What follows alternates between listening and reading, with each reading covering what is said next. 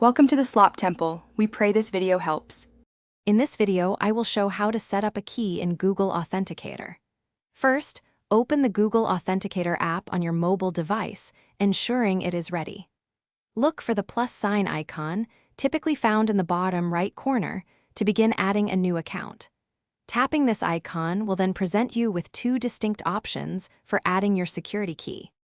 Next, you will choose between scanning a QR code or manually entering a setup key.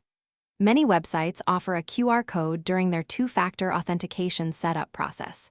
This is usually the most straightforward and fastest way to link your account. If a QR code is not available or you prefer it, selecting Enter a Setup Key is your alternative. If you chose the QR code option, your phone's camera will activate. Carefully position your camera over the QR code displayed on your computer screen.